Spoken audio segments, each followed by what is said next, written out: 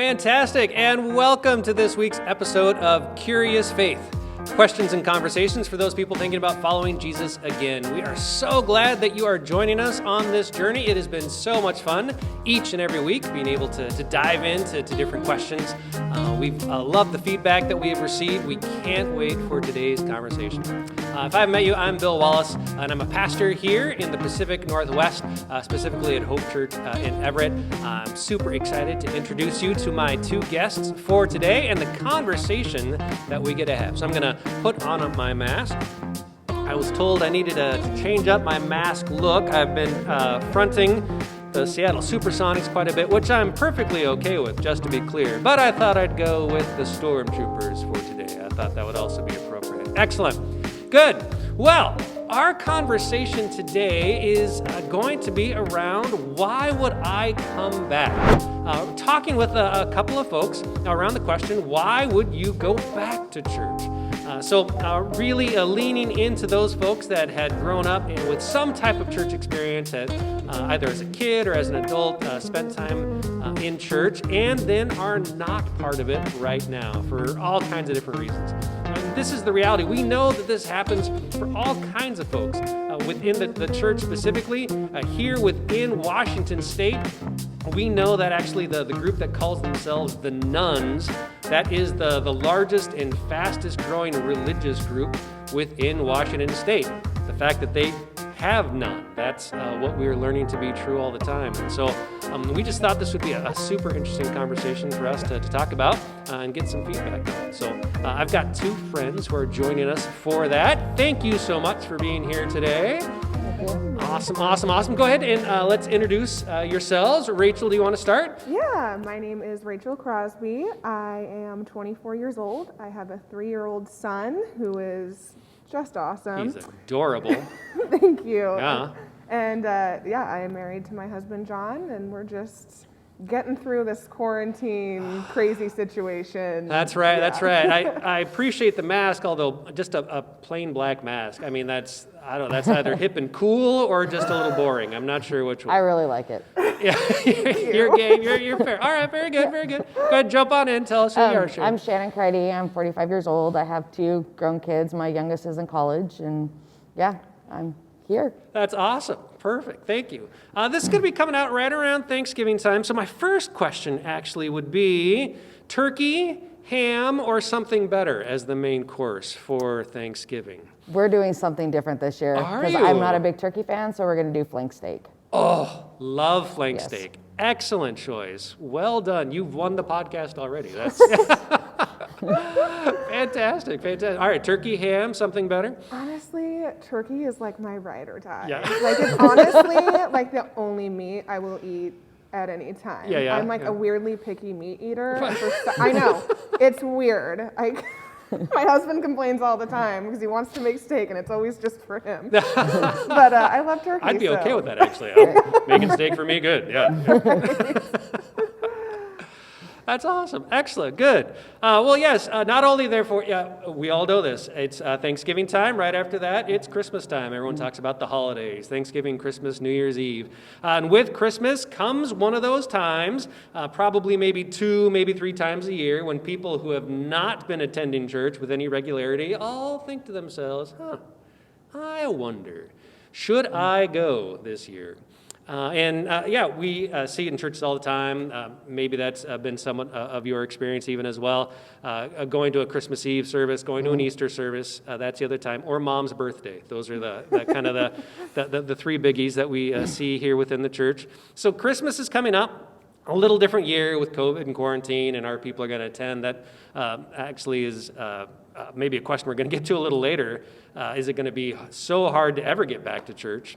That people might not do it. But I thought, just a good conversation to talk about in terms of that. And thank you for sharing a little bit of your experiences within that. I guess I thought I'd start with a question. Why do people leave? For those of you watching, again, as I said, I'm a pastor. I go to church every week. I don't, I don't know that I have a whole lot to say on the why would people come back. We can talk about that a little bit. But I've certainly had all kinds of conversations with people that have left, people that I know well, people that no longer attend. Would love to hear just kind of your thoughts on that. I might jump in with some of the things that I've heard as well. So yeah, why do people leave church? You want to go ahead? Sure. Yeah, so I grew up in church, grew up at Lutheran Church, and it was fantastic. I can honestly say that I got very lucky in the community I was surrounded with growing up, and the opportunities I got to grow in my faith. I still to this day, even though I'm not active in church, have a very strong faith. And I don't know that that's necessarily unique. I think that's one of the cool things about that church experience, right? It can ground someone and really stay with them for a long time. That's super cool. However, once I got probably into high school, I'd say about high school age, once you kind of get out of that middle school, you're sort of more, I'm not really sure the word I'm looking for this one, but I just found that unfortunately the youth leader at the time, trying to be very polite. Sure, yeah, totally fine. At the time I noticed some things were off, and now as an adult when I look back, I'm like, oh, that's why I felt this way, or why I felt a certain way, feeling uncomfortable continuing to go to church. I think a lot of that has to do with judgment. And, unfortunately, it was probably right when I graduated high school. And, after high school, there's really not much of a youth community anymore, which is something that I would love to see more of. I think it's really important because I know I went off the deep end. And unfortunately, it did come to my attention that, people within the church, including my old youth pastor, were involved in that toxicity, and that was really disappointing. And then when I was 20 years old is when I fell pregnant with my son, and it was kind of like that just made that situation even more uncomfortable. So it was kind of like, let's take a step back, focus on us. The good thing was I had such a great grounded faith that, being away from the church, of course I've had my struggles in faith because of that, but that was when the step back happened, when I just felt like the judgment and the rumors and, unfortunately things that happen when you create small communities, it's easy. I'm sure we've all taken part in some form of that. So it's bound to happen. Right. But that is definitely what drove me away. That was. Thank you for sharing that. Before jumping in, Shannon, I'd love to say that churches do things really, really well. One of the things we do super well is judge people. Woo! Yeah, we nail that, don't we? Yes. I'm glad that necessarily your positive, kind of upbringing isn't necessarily unique. I'm afraid that feeling judged by the church is also not unique to you at all. No, definitely not. I think that's something that, a lot of people have experienced. Ugh. Yeah, and it's been an interesting, transition into becoming parents. And my husband, John, actually had a very different upbringing than me. Oh, really? He was raised a Jehovah's Witness. Okay. Wow. He left that church when he turned 18 and was kind of just forgot about it all until he met me, who was, still very much a Christian and wanting to raise our son as such. So, going into two very different fears going back into church, but also being like, well, we want our son to have the same, established relationship with the Lord that I did. So it's fun dynamics. There's a lot going on there. Nice. Shannon, Okay, so I had no religious upbringing at all. I would like stay the night at a friend's house and go to church with them, and I've been to so many different churches just because of that. But when I was married, my son was, 6 months old. We got into Amway, and they're very religious. And so every convention you go to, you're praying, you're doing all this stuff. So we had asked about religion because we didn't want to be, my husband and I at the time didn't want to be ignorant, talking, going to this place. So we ended up in a Bible study, joined a church, which is very different than anything. I mean, Bill knows a little bit about this. Women were required to wear skirts to the ankles. We were dressed, covered. We wore layers of clothing. Men was in charge. Women was submissive. We stayed home with our kids. We homeschooled our kids. We kept our circle very small. So after like 7 years of that, my husband came home one day and was like, I'm done. We're leaving. And so we left. But because just of the dynamics of it, I enjoyed it while I was in it. Yeah. Right? Like, I love the people, and even to this day, I have nothing bad to say about the people because I really enjoyed them, and they're just following what they believed, right? Sure. And we studied a lot, right? Like, we went and we did translations, and it was like in-depth studying. So it wasn't like we were just going and someone telling us, hey, you need to believe this. It was constant studying and stuff like that. But it was so strict. And I am one that's about fun, and, I want to do what I want to do. And so to leave, it was just a whole new freedom for me. And being in that environment and seeing what a lot of other churches portray with the, sinning all week and then, I get to go to church and ask for forgiveness and we're all good now is very hypocritical when you're spending 7 years of every day you're living this life of, doing everything you can to walk this perfect line. And so I've never found a church to go back to that I'm going to say that because I have been to Bill's church. And I will say with the Hope Church, I don't find it hypocritical like I do most traditional churches are very hypocritical from the leaders all the way down to the people who attend it. I will say attending here is a whole different, but am I going to come on a regular basis? Yeah. No, it's Sunday. I want to sleep. Right. Like, you don't have to say that just because I'm sitting here and we're friends. I mean, that's really... No, but it is. But I've enjoyed when I come because my daughter used to do the slideshow presentation and stuff. And I used to come with her, and I enjoyed it because it's entertaining, and you put things together with real world situations. Like, he's a person. He's not up here telling you got to believe this because this is what I said you have to believe. Don't open your Bibles because we don't want you knowing what it really says. Right, yeah. Right? So I'm a little jaded on religion is why I won't go back. So I guess I can't say never. I was told not to say never. Right, yeah. So Never say never. That's why I haven't been back there. Excellent. Thank you. Thank you for sharing that story.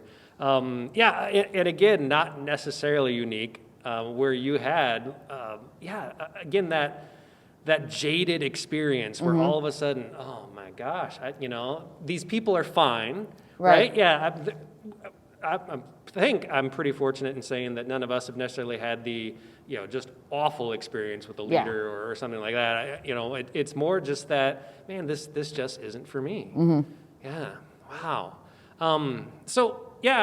You've been around, obviously, other folks that have encouraged you, I assume, to come back to a church, invited back into a church.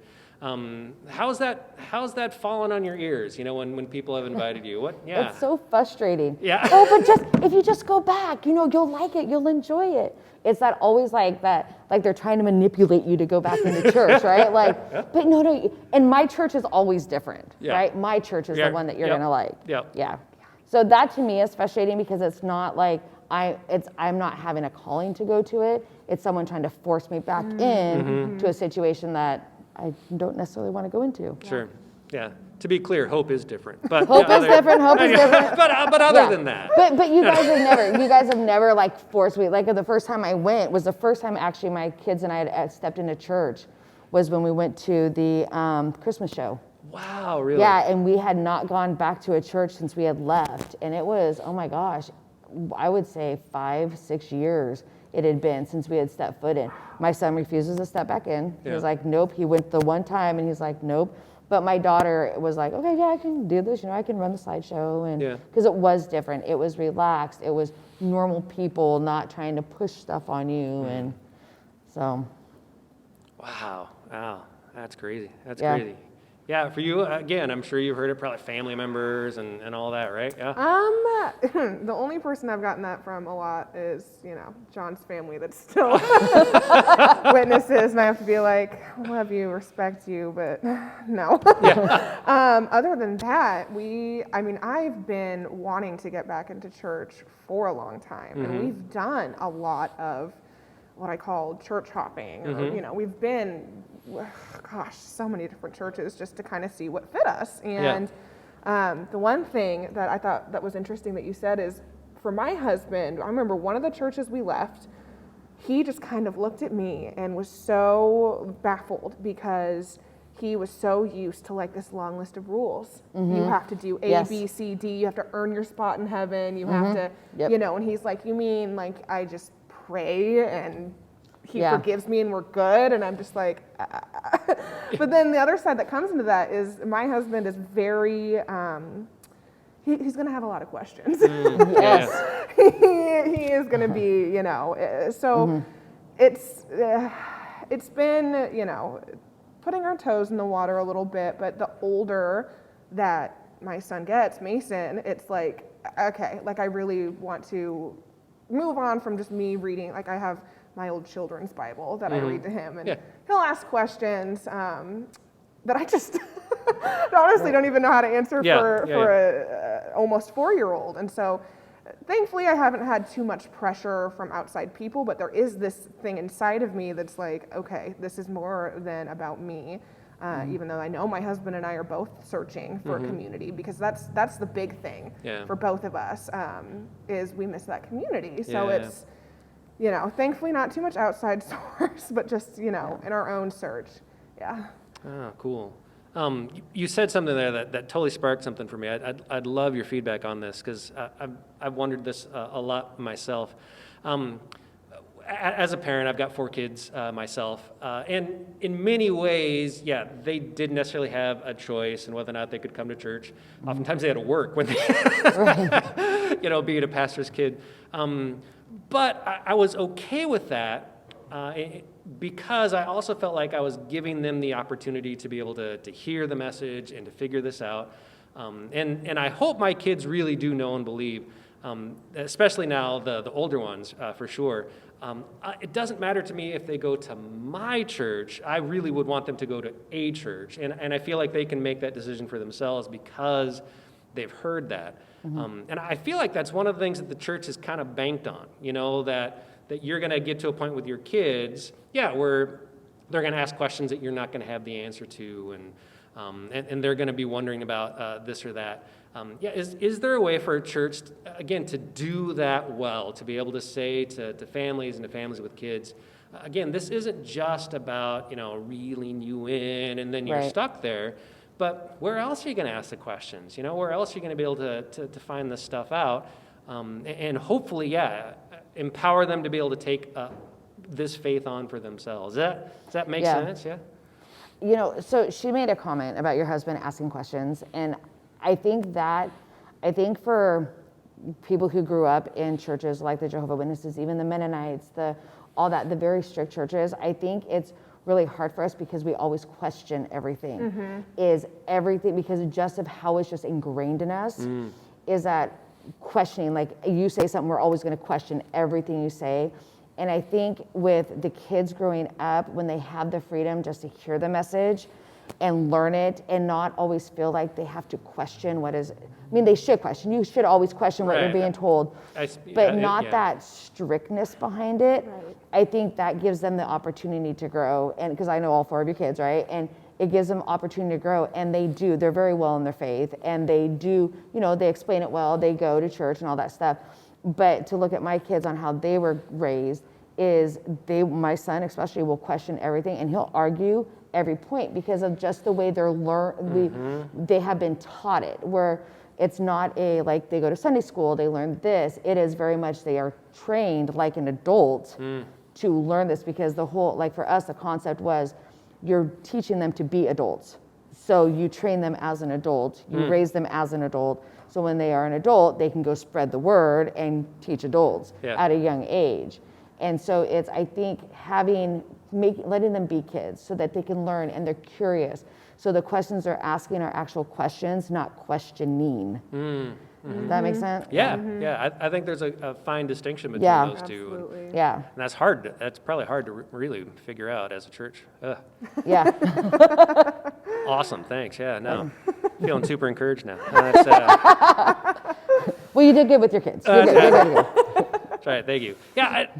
Honestly, I've had some faith conversations with them. I try not to make sure that we do that all the time either. All right, Yeah. kids, let's talk about this. I really do think that I think all my kids would say, maybe Sage the youngest, being the youngest, not totally Right. there yet, would be able to articulate a faith that is different than mine or Sarah's. Yes. That I think you could see, where we've been able to influence them, sure. But they've figured it out for themselves. Yeah. They have a different faith than me or mom. They've been able to choose for themselves. Yeah. It's not being chosen for them. Yeah, yeah. And yeah, I would say as a parent and as a Christian parent, that brings me a lot of joy. It doesn't Absolutely. freak me out at all. I think, hey, job well done if we pulled that off. So Yes. yeah.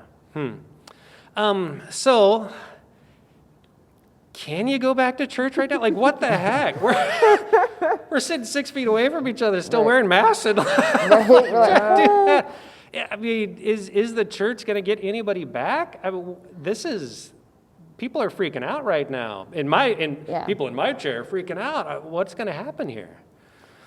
I think it's a blessing. Yeah? So I have actually looked at COVID as a whole different, like the things that we are learning and the things that are changing and opening up for. So even church now, right? Like Yeah. how many churches now do live? Like you were doing live before COVID, right? Yeah, we were. I'd be in the swim meet and, ooh, Bill's live. But now churches are able to reach a whole different demographic, and not even a demographic within their community, right? Yeah. Someone used to go to church here, and then all of a sudden they're living in Minnesota, Yeah. right? And now they can go and they're being able to watch you as well, and then their friends can watch you, right? Because there's all this different stuff that we've just learned that we can do everything from our home in our pajamas, and you can still get the message that yes, you don't get the people, right? Yeah. But sometimes 9 o'clock in the morning is early to be at church. I'm telling you.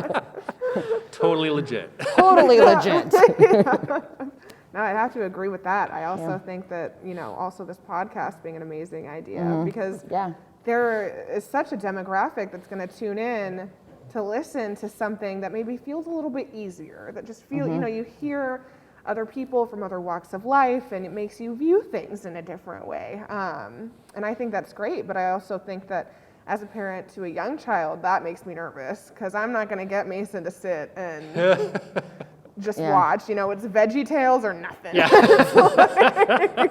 One or the other, Mom, let's figure it out. So I do very much look forward to when, and thankfully he's very good at wearing a mask and, he'll be compliant with that, but there is that, need for, or I just yearning for that community. Because, of course, comments on Facebooks can do a lot, but it's not the same as, getting to have that congregation around you and to feel like family in a way. Yeah. Oh, thanks for saying that. That would lead kind of my next thought. That has been what churches, when they've done something well, all joking aside about judging and everything else that we do well, I think when we do something well, it is community. Is that unique still to the church? You can find community in so many other places. Quite honestly, every Sunday here in Seattle, we see a unique community that comes together and is passionate, is engaged. It is the Seahawks game, and it's real. I mean, there's 70,000 people there. They're spending a lot of money in order to have that community experience. And again, people are lamenting that in this time too. There's this huge loss for not being able to do that. How does the church, obviously we don't do that, but how does the church build community well? I feel like that's the one thing we should be able to do well. How are we going to be able to do that? So, like, are you talking like during COVID or after COVID? I guess both, I mean, I don't even know. I think Does anybody know what's after COVID? I have no idea. Yeah, we're all still wearing masks. Right. But I think during COVID, like we were saying, it's hard, but there's always that opportunity, whether it is the Zoom calls, right? Like because I know you guys do a lot of classes and you guys do a lot of outreach programs too. So being able to still do those type of things and getting the church involved and the community involved within your outreach programs is still good. One thing after COVID, I will say that I really like about here, and I know I'm a foodie, but they have food, right? Like, I mean, really. All right, I'll be here. Right? They have really good food. And you get hot chocolate beforehand. And yeah, see? Right, they have an espresso bar. Right. But it's not just you come into church, you sit for service, and you leave. You guys make an effort to have a gathering place before and after church. And there's a lot of socializing. I mean, like I come in, and there's people all socializing, and they socialize afterwards, and it's very friendly. It's not just, we're coming in, you got to get in, and then you got to get out because we have another service coming in. If you guys start 5 minutes late, you start 5 minutes late, right? Pretty much every week, actually. Right. And even you guys take from within the community. So even for like the little kids for during services, the people who are there are not necessarily people that have been to church here, but they're bringing them in from the outside, which is also another aspect of outreach into the community, is that person now sees what you're doing, and they may tell someone else, and so it grows that way. If that, right? Like, it's not just like like you were saying, judgy, right? Like you have your close-knit people, it's families, that's the only people, you guys are constantly bringing new people in, and people just wander in. I was here one day, and there was a gentleman here that had just wandered in, and he sat in the back and he listened to the service, and then he left. And it was just like, okay. And it was just because the door, it's welcoming. Right. And and I think that's a big thing, is you have to be welcoming to people. Yeah. But genuine welcoming. Yeah, right. Not come to our church, right? Like the fakeness of look how great we are and stuff like that. You guys are genuine here. When you come in, everybody's friendly. So. Good. Hey, I'm going to invite you back every week, Shannon. I know, right? That's great. I know, I'm talking you up. This is how you build, people coming. Just have me here. That's right. That's right. Yes, I'll pay you your $20 later. Excellent. That's really good. One of the things that we've said here at Hope, I have a core value of honesty, and we laugh about that all the time because why should a church have to say that you have a core value of honesty? Right, right. But you have to, yeah. But you do, and sadly, I think churches, perhaps more than other institutions right now, need to say that we have a core value of honesty. That we really kind of name something that has been lost. That you had fake community, and you had trying to bait and switch people in terms of process, and some frustrating stuff from that. You shared a little bit of it already. New mom, young kid. Again, that's kind of that. I remember, Sarah's actually, my wife has told this story many times, when we had our first child, Peyton, and we were in a new area, and she would call me on the phone because I would be at work, and she at that time had chosen to stay at home with Peyton, and I loved that and totally supported that, and she would call me at work. And she'd be like, what are you doing? I'm like, well, I'm just working. And she's like, I'm just standing here in the house. I'm just desperate for community, desperate for connection. Yes.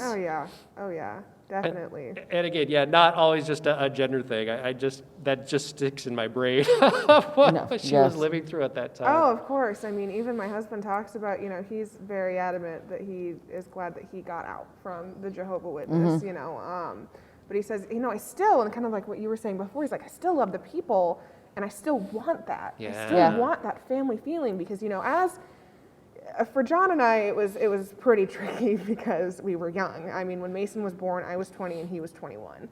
And the friends that we had been surrounding ourselves with for a long period of time weren't in the same place. And that definitely helped lead us astray from our faith. and focusing on what we wanted to. And now that we're 24 and 25, it's like, especially with COVID, I'm like, how do we make friends like, that are in our place in life and are going to support us? And because, you know, there is just something so extremely uplifting to talking to somebody who understands your faith. Like, of course, everyone's relationship with the Lord is different, which is amazing, but someone who gets it and is like, oh yeah, no, like I know what you're talking about. I know why this is important to you. One of my very best friends, he was a, what did we call him? We called him a bridesman in my wedding. That's awesome. I mean, we met all the way down to like, I'm pretty sure like preschool. At the Lutheran church. Really? Like, yeah. That's so cool. We have, you know, grown up together in that church. We taught Sunday school together. We taught VBS together. We would go to camps together. He's still in my life. And that's just, you know, amazing. He's Mason's goddad. He is, you know. So cool. Those core relationships, or that one was so, I mean, I still look at it and I'm just like, wow. I was so lucky to be part of that community. And that's definitely the driving force to wanting to go back, just kind of like getting over that initial fear maybe of like, here's our baggage, let's go. Yes. Yeah, actually we have a little side room right when you come in where you can set all that down. It's really Perfect. super helpful. Total tangent. You said something that, you guys might have to come back for the second podcast on this. We've said in youth, and I think you both know I've done youth ministry for so many years. You get to that age, 14, 15, where your friends influence you way more than your parents. Yes. And that's the age that terrifies parents, you know, because we have all seen that to be true. I've been saying that to youth, and the older I get, the more I realize that starts to happen at 14, 15, and I don't know that it ever stops. Oh, no. No. You know, I mean, our friends continue to influence us. Oh, absolutely. At the age of close to 50 that I am now. Oh, yeah, right? Absolutely. I mean, as an adult, I think my friends sometimes have a little bit more influence on me than I do on me, right? Hey, you know, it's 10 o'clock at night, let's go do something. You're like, I got to be up at 4 a.m. Okay, let's go do it. Yeah, it'll be right? fun. Right? Yeah, because it's, and as a teenager, because you're still trying to find yourself. Yes. And even with the church that we were in, the kids that were in the church at the same time as we were, I would say maybe 1 or 2 of them out of over 10 actually stayed with the church. And they rebelled excessively, right? Like you knew Cheyenne when she was very fresh out of the church and was very rebellious and in some trouble. And you can see a pattern of it. We love her. And so I think also having that non-strictness, you have to be a parent, right? Yeah. But just there's so much control over what they do will sway them even farther to do what their friends are trying to influence them on. Because it's like, well, you know, my parents will let me do it. And that's when you get the kids sneaking out and stuff like that, where if you give them some balance and, you know, yes, they're teenagers, right? They're not going to always have open communication, but at least knowing that they do have that, right? They have that open window, and that no matter what they do, right, is that they're here. And especially with churches, right, is you do have that faith behind, right? It's, you know, kind of like Santa Claus, right? Santa Claus is watching you, right? But you know what I'm saying? I do. Right? I do. But it's kind of like that, right? Like you have that where it's like, hey, you know, these are the choices you have to make, and it's a teaching where not going to church, because my kids were young, right? So I was able, a lot of it, to their values, and I will honestly say without the church, with my kids would not be the children they are. And that is the one thing I will give the church that we went to, is because it did teach me how to, from someone who was very rebellious and very out of control, how to reel that in and use my lessons and my experiences to guide them into adults and older kids and stuff like that. Yeah, that's good. Thank you. So a second podcast may have to be in our future to talk through some of this, but this was super fun. Anything that we didn't get a chance to kind of talk about that you wanted to make sure got said? I would say one thing about hope, and yes, I know I'm bragging about you guys, No, we have all the time in the world for that. But you guys are real, and it's not just you, it's, Sarah and the rest of the band, is when you come up and do you call them sermons? Yeah. Okay. When you talk, Bill. When I talk, yeah. But it's like you come in your Star Wars costume, right? Like you have Star Wars. So if anybody wants to know, Bill really likes Star Wars. I know. But like even when you're in your teachings, it's the relatable, right? And that's what I think if I was to come back to church, why I would come here is because it's relatable to me as a person. It's showing me that you're not better than I am just because you're up on stage, right? We're somewhat equal. I mean, right? We can arm wrestle, all that good stuff. But where a lot of traditional churches, it's the people come in and they kind of look at the person giving the talking and stuff like that as like they're like this magical person and whatever they say goes. Yeah. Right. Yeah. And I think that is a lot of what sways people, especially the farther we get away from traditional churches, is unless you're raised in that, this is what we do, to have someone come back, being able to relate to the people and go in and not feel like you have to bow down and kiss some feet or whatever, right?